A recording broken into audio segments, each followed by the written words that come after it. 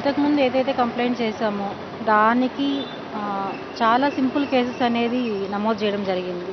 ఎందుకంటే నాకు నా పిల్లలకి చాలా థ్రెట్ ఉంది. ఈ గడిచిన 5 రోజుల నుంచి కూడా అనేక రకమైన వేధింపు చర్యలు గానీ, అలానే థ్రెటింగ్ కాల్స్ గానీ, చాలా మానసికమైన ఒత్తిడికి మమ్మల్ని గురిచేస్తున్నారు. దానిపైనే ఎస్పీ గారితో మాట్లాడి ఆ కేసు నమోదు చేయడానికి వచ్చాను. అదే కాకుండా మీడియాను తప్పుదారి పట్టించడానికి రకరకాలమైన లేనిపోనికి ఏవో చెప్తున్నాడతను.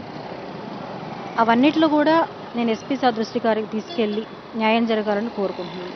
గడిచిన కొద్ది రోజులుగా ఇలా చేస్తానే ఉన్నారు, తిరుగుతూనే ఉన్నాడు. ఇతను అరెస్ట్ చేయకుండా ఎందుకు నిర్లక్ష్యం చేస్తారు? దాని గురించి నేను ఎస్పీ గారితో మాట్లాడాలని వచ్చాను. ఎందుకంటే మాకు ప్రాణహాని ఉందని చెప్పి అంతా నేను క్లియర్గా చెప్పినా కూడా దానికి తగిన చర్యలు అయితే తీసుకోలేదు. ఆ తర్వాత కూడా 5-6 రోజులుగా మాకు చాలా రకమైన బెదిరింపు కాల్స్, సాక్ష్యాలు కూడా లేకుండా చంపేస్తాము అని చెప్పి ఇలా రకరకాలైన ఒత్తిళ్ళు మా పైన ఉన్నాయి.